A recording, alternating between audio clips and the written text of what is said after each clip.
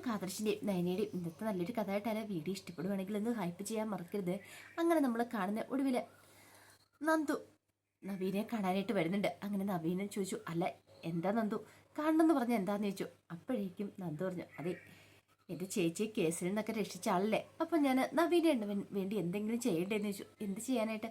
അല്ല എൻ്റെ ബർത്ത്ഡേക്ക് വലിയ വില കൂടിയ സമ്മാനമൊക്കെ തന്നെ, സ്വർണ്ണമോതിരം, പക്ഷെ അത്രയ്ക്കൊന്നും തരാൻ എന്നെ കൊണ്ട് ഇപ്പം പാങ്ങില്ല, പക്ഷേ എന്തെങ്കിലും ഒന്ന് തരണ്ടേന്ന് ചോദിച്ചു.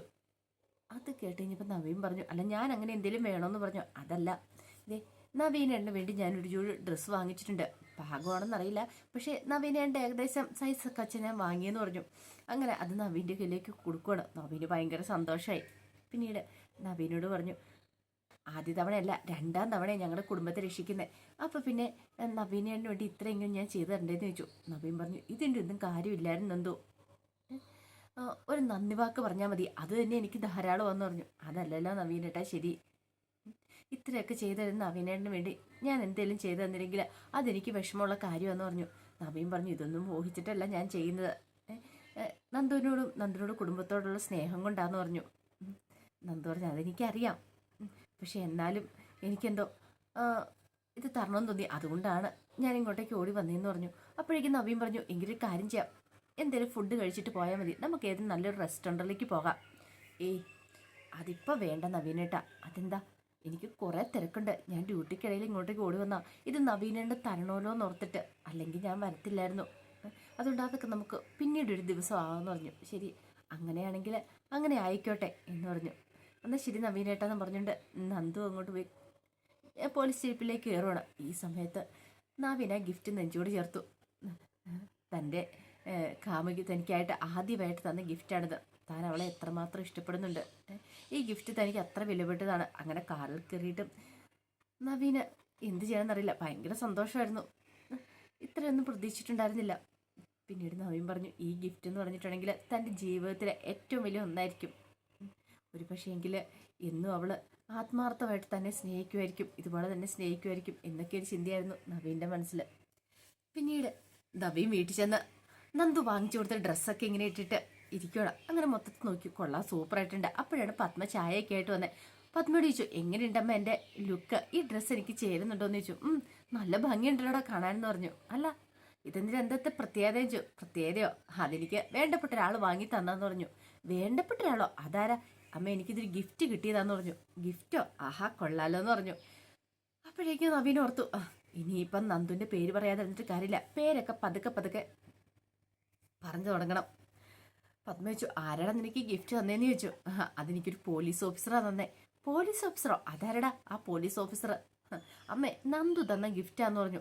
അവളോ? അവളെന്തിനാണ് നിനക്ക് ഗിഫ്റ്റ് തന്നേ?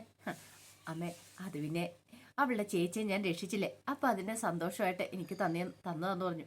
ഓഹോ, അപ്പം അതാണല്ലേ, അവള് തന്നാണ് എനിക്ക് ഒട്ടും അങ്ങോട്ട് ഇഷ്ടപ്പെടുന്നില്ല എന്ന് പറഞ്ഞു. അമ്മ എന്ത് വർത്താനം അമ്മ പറയണമെന്ന് ചോദിച്ചു. അവൾ പാവമല്ലേന്ന് ചോദിച്ചു. പാവം, ആണിൻ്റെ ദേഹത്ത് കൈവെക്കുന്നവൾ അവള് തന്ന ഗിഫ്റ്റൊക്കെ വാങ്ങിക്കാൻ നിനക്ക് നാണമില്ലാടാന്ന് ചോദിച്ചു. എൻ്റെ അമ്മ ഇങ്ങനൊന്നും പറയരുതെന്ന് പറഞ്ഞു. പിന്നെ ഞാൻ എങ്ങനെ പറയണം, എനിക്ക് അവളെ ഇഷ്ടമില്ല, അല്ലെങ്കിൽ തന്നെ ഇങ്ങനെയുള്ള പെണ്ണുങ്ങളെ എനിക്ക് ഇഷ്ടമില്ല എന്ന് പറഞ്ഞു. എന്നെ നീ കണ്ടുപിടിക്കുക, നിന്റെ അച്ഛൻ്റെ അടുത്ത് ഞാൻ എങ്ങനെ നിൽക്കുന്നതെന്ന്, അങ്ങനൊരു പെൺകുട്ടിയെ വേണം നിനക്ക് ഭാര്യയായിട്ട് കിട്ടാനായിട്ട്. അത് കേട്ടപ്പോൾ നവീൻ പറഞ്ഞു, കിട്ടിയ തന്നെ, ഇന്നത്തെ കാലത്ത് അങ്ങനെ പെൺകുട്ടികളൊന്നും ഇല്ലയെന്ന് പറഞ്ഞു. അമ്മ ഉദ്ദേശിക്കുന്ന തെറ്റായപ്പോൾ പെൺകുട്ടികളെ കിട്ടാൻ എന്ത് ബുദ്ധിമുട്ടാന്ന് പറഞ്ഞു. പിന്നെ ബുദ്ധിമുട്ടാണ് പോലും, അങ്ങനെ ഒരു പെൺകുട്ടിയെ നിനക്ക് കിട്ടിയതായിരുന്നല്ലോ, പക്ഷെ നീ വേണ്ടെന്ന് വെച്ചല്ലേ. അനന്തപുരിയിലെ വരുമാനമായിട്ട് നിനക്ക് അവസരം കിട്ടിക്കഴിഞ്ഞപ്പോഴത്തേനും നീ അത് വേണ്ടെന്ന് വെച്ചു. ഓ അമ്മ അതാണോ പറയണേ? ദേ എനിക്കിച്ചിരി തിരക്കുണ്ട്, ഞാൻ ഇറങ്ങുവാന്ന് പറഞ്ഞു. അല്ല ഇത്ര സമയം നിനക്ക് തിരക്കില്ലായിരുന്നല്ലോ. എൻ്റെ അമ്മയോട് സംസാരിച്ചിരുന്നിട്ടുണ്ടെങ്കിൽ എനിക്ക് ഭ്രാന്ത് പിടിക്കും, ഇനി ഞാൻ നിൽക്കുന്നില്ല എന്ന് പറഞ്ഞിട്ട് നവീൻ പെട്ടെന്ന് ദേഷ്യപ്പെട്ട് അവിടെ നിന്ന് കൂടെ ഇറങ്ങി. കുറച്ച് കഴിഞ്ഞപ്പം നവീൻ അനീനെ കാണാനായിട്ട് ചെല്ലുവാണ്. അനിയെ ഇറങ്ങി വന്നു കഴിഞ്ഞപ്പോഴത്തേനും നവീൻ ചോദിച്ചു, എങ്ങനെയുണ്ടോ ഞാൻ ഡ്രസ്സ്, കൊള്ളാവോന്ന് ചോദിച്ചു. കൊള്ളാം, നീ കുറച്ച് ചെറുപ്പം ശ്രമിച്ചോണ്ടിരിക്കുവല്ലേ, നിനക്ക് എന്തായാലും ചേരുന്നുണ്ടെന്ന് പറഞ്ഞു. അല്ല എന്ത് പറ്റി?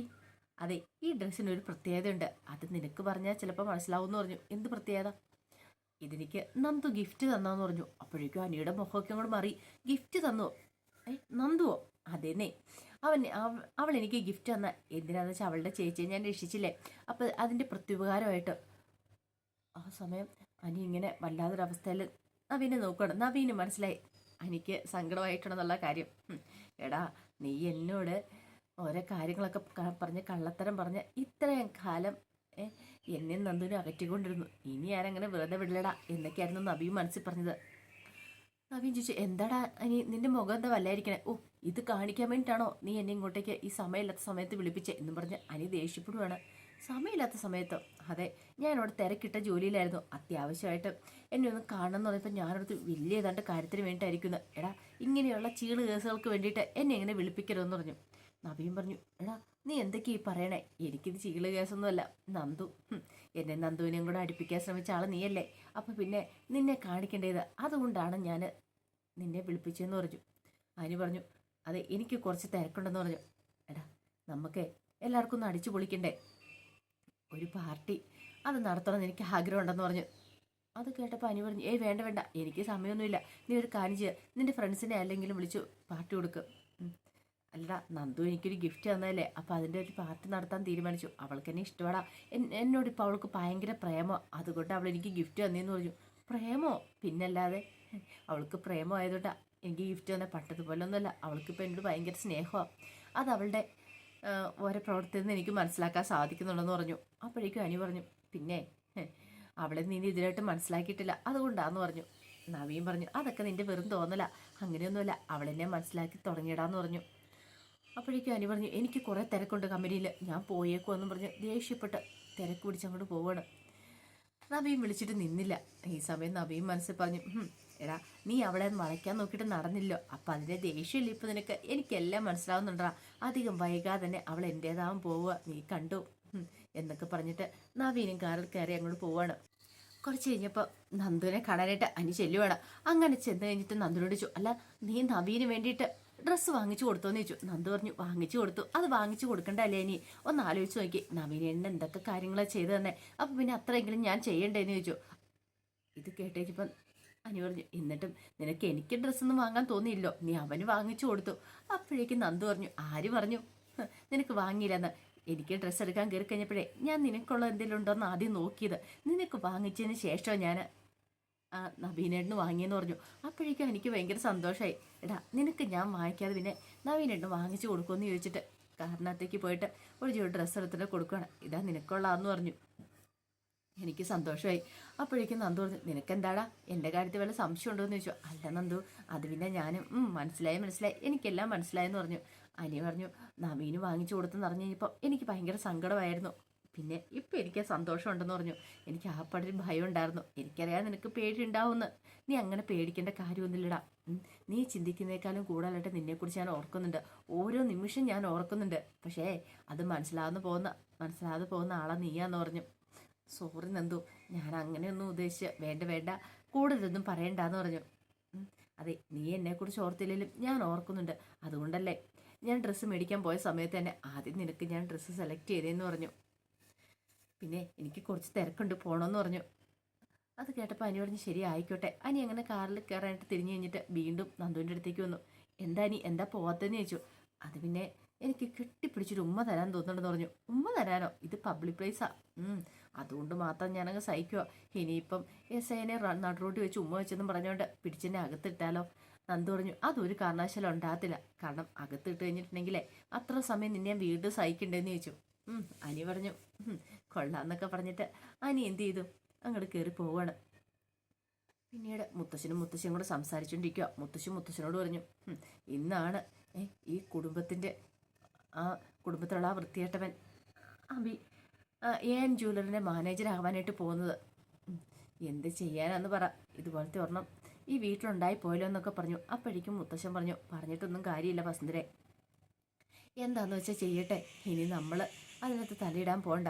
പിന്നെ ഒരു കാര്യമുണ്ട്, ഈ പറയുന്ന നവ്യയുടെ റെക്കമെൻഡേഷനല്ല അവന് ജോലി കിട്ടിയിരിക്കുന്നത്.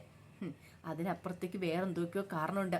അതുകൊണ്ടാണ് നമുക്കൊന്നും അറിയാതെ പോകുന്ന വേറെന്തൊക്കെയോ കാരണങ്ങൾ ഇതിനകത്തുണ്ടെന്ന് പറഞ്ഞു. വസുന്ധര മുത്തശ്ശി പറഞ്ഞു, അതെനിക്കും തോന്നാതിരുന്നില്ലെന്ന് പറഞ്ഞു.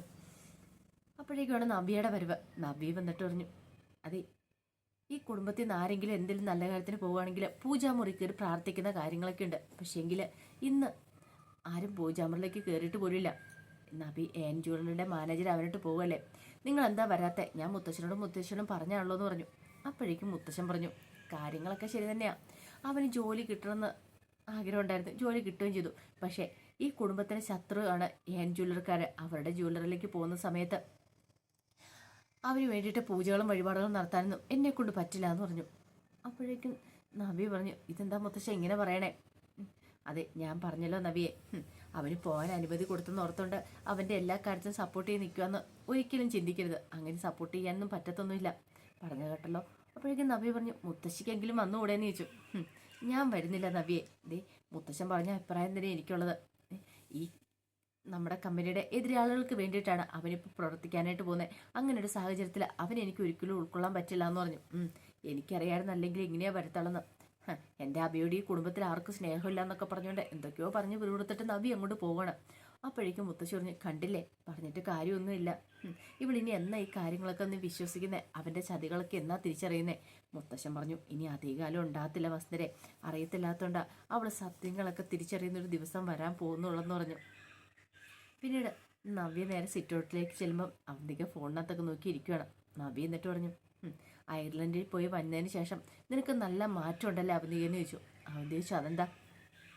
നീ നിന്റെ അമ്മയും ചേട്ടനൊന്നും അംഗീകരിക്കാൻ കൂട്ടാക്കുന്നല്ലോ, അവനോട് ദേഷ്യമല്ലേ? നീ അംഗീകരിക്കുന്ന ആ ആദർശിനെ അനിയൊക്കെ അല്ലേ എന്ന് ചോദിച്ചു. അത് കേട്ടപ്പോൾ അവന്തി പറഞ്ഞു, അതെ, ഞാൻ അവരെ അംഗീകരിക്കുന്നത് അവരുടെ അത്ര നല്ല സ്വഭാവമായതുകൊണ്ടാണ്. അപ്പോഴേക്കും നബി പറഞ്ഞു, പിന്നെ നല്ലൊരു സ്വഭാവമുള്ളവർ വന്നിരിക്കുന്നു. ഇന്ന് അബി ഏൻ ജ്വല്ലറിയുടെ മാനേജർ ആവാനായിട്ട് പോവുക. അപ്പോൾ പൂജകളും കാര്യങ്ങളൊക്കെ ഉണ്ട്. നിനക്കെങ്കിലും അങ്ങോട്ട് വന്നുകൂടെയെന്ന് ചോദിച്ചു. ഞാൻ പറഞ്ഞതല്ലേ, എന്തിനും ഞാൻ പറഞ്ഞു, എനിക്കതിനൊട്ടും താല്പര്യമില്ല. ഈ വീടിൻ്റെ നാശത്തിന് വേണ്ടിയിട്ടല്ലേ അബിയേട്ടന് ഏൻ ജ്വല്ലറിക്കാരുമായിട്ട് ചേർന്നിരിക്കുന്നത്. അവർ ശത്രുക്കളാണ്. അപ്പോൾ അവരോടൊപ്പം പോകുന്നതുകൊണ്ട് എനിക്കൊട്ടും താല്പര്യമില്ല എന്ന് പറഞ്ഞു. അത് കേട്ട് കഴിഞ്ഞപ്പോഴത്തേനും വല്ലാത്തൊരു ദേഷ്യത്തോടു കൂടിയിട്ട് നബി പറഞ്ഞു, ഒരു കാര്യം ഞാൻ പറഞ്ഞേക്കാം, നീ അവരോടൊപ്പം നിൽക്കേണ്ടത് നിൻ്റെ ഏട്ടനോടും അമ്മയോടൊപ്പം, അതിന് പകരം. അപ്പോഴേക്കും അവന്തി പറഞ്ഞു, അതെന്നെ കൊണ്ട് പറ്റില്ല നവ്യെടുത്തി, അതൊന്നും നടക്കുന്ന കാര്യമൊന്നും അല്ലാന്ന് പറഞ്ഞു. ശരി, ആയിക്കോട്ടെ. നീ ആ തകരാൻ പോകുന്ന മൂർത്തി ജ്വല്ലറിയുടെ കൂടെ നിന്നാൽ മതി. ഏൻ ജ്വല്ലറി കുതിച്ചു വരുന്ന നീ കണ്ടു, ഞാൻ കാണിച്ചു തരാമെന്നൊക്കെ പറഞ്ഞിട്ട് നവ്യ അങ്ങോട്ട് പോകുമ്പോഴത്തേന് അവന്തി ഒരു ചിരി ചിരിക്കുകയാണ്. ഇവർക്ക് എന്തറിയാം എന്നൊരു ചിന്തയോട് കൂടിയിട്ടുള്ള ചിരി. അപ്പോൾ അതിൻ്റെ വിശേഷങ്ങൾ കണ്ടേ. ഇതിൻ്റെ ബാക്കി വിശേഷങ്ങളുമായിട്ട് വൈകുന്നേരത്തെ പ്രമോയി വരാട്ടോ. ഒരിക്കൽ കൂടി എല്ലാവർക്കും ശുഭദിനം നേർന്നുകൊണ്ട് നിർത്തുന്നു.